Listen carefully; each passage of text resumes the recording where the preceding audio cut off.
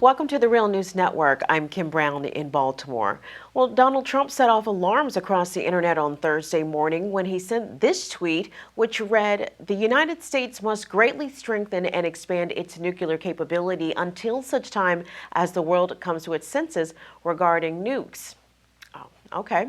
Well, as is Trump's way, he did not offer specifics, but the idea of expanding the world's nuclear arsenal, or worse, restarting an arms race, is disconcerting to many. And to discuss this, we're joined with David Swanson. David is an author, activist, journalist, and radio host. He is the director of worldbeyondwar.org and the campaign coordinator for rootsaction.org. David's books include War is a Lie and When the World Outlawed War. He blogs at davidswanson.org and warisacrime.org, and he hosts Talk Nation Radio, and he's also a 2015 and 2016 Nobel Peace Prize nominee. David, thank you so much for being here. Glad to be here. Well, David, first let's start in Donald Trump's Twitter feed. It is highly unusual for any leader of any nation, even though he is the president-elect. He has not been formally inaugurated, but the fact that he will be president and that he is taking to his Twitter feed to discuss his nuclear policy is unusual, to say the least. What are your thoughts? It is bizarre, and it is dangerous, and words are actions, and words have an impact. You already have India and Pakistan and China and other nations looking at increases in nuclear weaponry, and a half dozen, oil-soaked, sun-bathed Middle Eastern nations developing nuclear power, which is even more ludicrous for them than anywhere else, in order to move toward nuclear weapons. And the same guy who says, let's kill their families, let's steal their oil, sending out this sort of message is extremely dangerous. But, to put it in perspective, the arms race is well underway. Under President Obama, you've had the plans put in place to build more nuclear submarines, more nuclear missiles, more of every kind of intercontinental ballistic missile. You've had the continued expansion of NATO right up to Russia's borders, new missile bases in Romania and Poland, more nukes in Europe. The expansion of and modernization and descaling of the nuclear weapons. So the talk is of making them more usable. I mean, all of this predates Donald Trump. And all of my liberal friends who, never, as far as I could tell, lifted a finger, the slightest, disturbance when this was Obama's policy, are now in absolute outrage because apparently Donald Trump wants to build nuclear weapons. So, there's a good side to that. I think this single tweet from Donald Trump does more good for the ban nuclear weapons movement in the world than all the conferences and all the petitions and all the films and documentaries, of the past several years. But we should, keep it in perspective and wait to see exactly what it's going to mean. Yeah, let's talk about that, because President Obama began his administration in 2008, 2009, 2010 on one side of the nuclear discussion, wanting to draw down our nuclear arsenals and reduce the number of warheads that America has. But as his presidency went on, he definitely abandoned that without saying it aloud. But as you mentioned, in some of the policy proposals that he put forth, including a $1 trillion investment in strengthening, revamping America's nuclear warhead arsenal. Is that exactly what you're speaking of? Well, that figure of $1 trillion is spread over 30 years. So that's not an investment in a given year of President Obama's presidency. But, I think his transformation during his presidency has been less dramatic than is put forth by the White House. When you go back and look at what he said in Prague, what he said in Oslo, it's not that different from what he said in Hiroshima more recently. That is, we'll get rid of nukes maybe in some distant future generation after a dramatic transformation of human nature. It's not a realistic thing now. We must have wars. We must arm ourselves. Not in quite the same tone and not exactly the same rhetoric as Donald Trump. We must do it to defend ourselves rather than we must do it till the rest of the world comes to its senses. But pretty darn close. And so you have a president who, yes, did make one small treaty with Russia and has eliminated nuclear weapons, but fewer than any of his predecessors, and has put in place this plan, whether it's his initiative or the Pentagon's or the profiteers, it's under his leadership that this plan has been put in place to build new, more modern, and quote unquote more usable nuclear weapons. And the claim put forth by the White House and its supporters is that the change came, whatever the change was, when Russia invaded Crimea.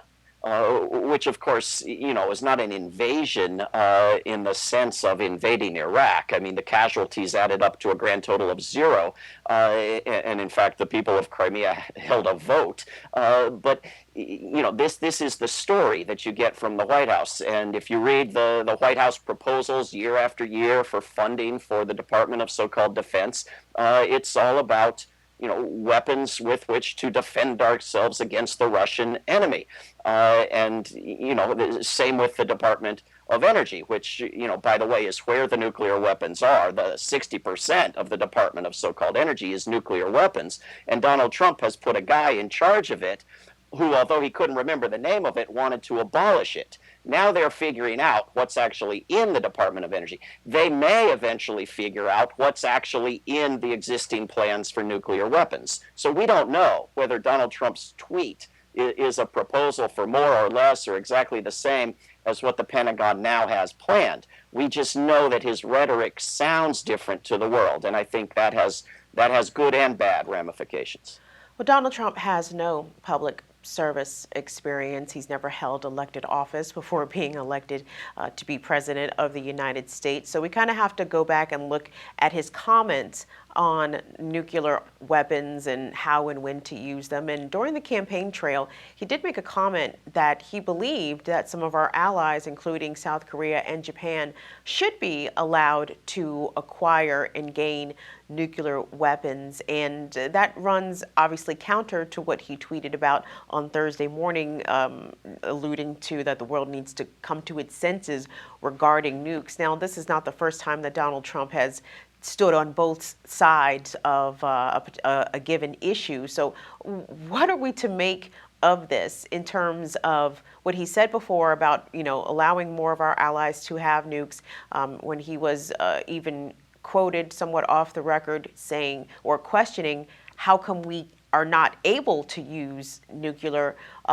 defenses when it comes to dealing with, rogue nations. So how can we, what can we glean from his previous comments on the nuclear issue at all, as to how he would wield this weapon, so to speak, once he enters the Oval Office?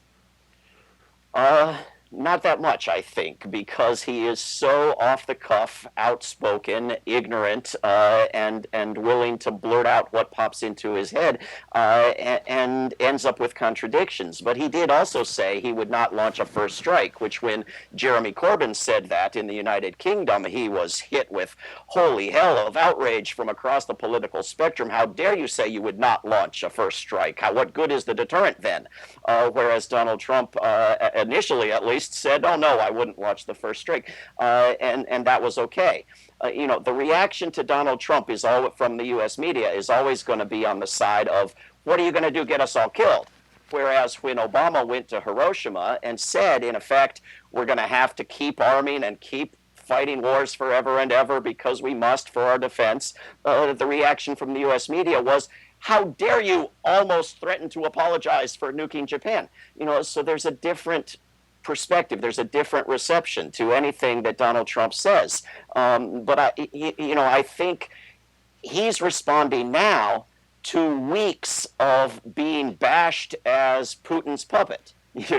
Of allegations yet to be proven in the slightest of Russia having manipulated the U.S. elections, and outrage at his, yes, unconstitutional and corrupting investments, but dealing with Russians as with anyone else on the earth, while Russia is being demonized. Donald Trump would have had to be someone of much, much stronger character than Donald Trump is not to expect him not to have responded in any way to that kind of ongoing attack as a treasonous puppet of a foreign leader. Talk about that, if you would, for a moment, because as you said, Russia has been in somewhat of a defensive posture when it comes to what they perceive to be NATO aggression, NATO wanting to expand, the missile defenses into Poland, which is in close proximity to the Russian border. Russian taking that somewhat as an act of aggression. And now this seemingly chummy relationship between the president-elect and President Vladimir Putin, who Donald Trump says he received a letter from, a very nice letter in the mail, I suppose, congratulating him on his win. So given that the United States and Russia are the two biggest nuclear powers in the world, what can we take away from the surface appearances of the relationship between Vladimir Putin and Donald Trump?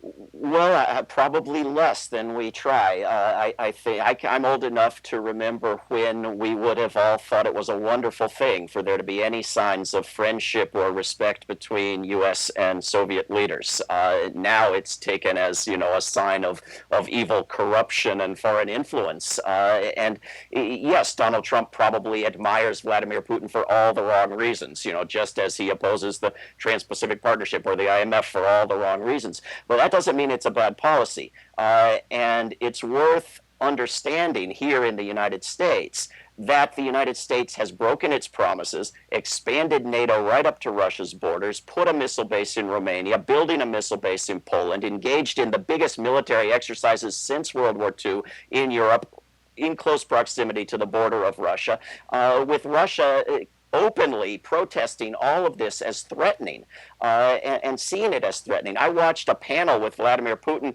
and the last U.S. ambassador to the Soviet Union on the stage together, and Vladimir Putin objecting to all the militarism and increased military spending, and this former ambassador saying, oh, no, you don't understand. It's not threatening Russia. It's all just a jobs program for jobs back in the U.S. And Putin saying, well, why didn't you invest in something peaceful for jobs? You get more jobs that way. But this is, Donald Trump is either the most cynical profiteer ever, or he is a true believer in this American myth that more militarism gets you fewer wars. Because here he comes into the White House saying we're going to stop the wars of overthrow, we're not going to have all these wars, but we're going to have more weapons, more militarism, more military spending. That doesn't work. It's a contradiction. That you invest in the military, you get more wars.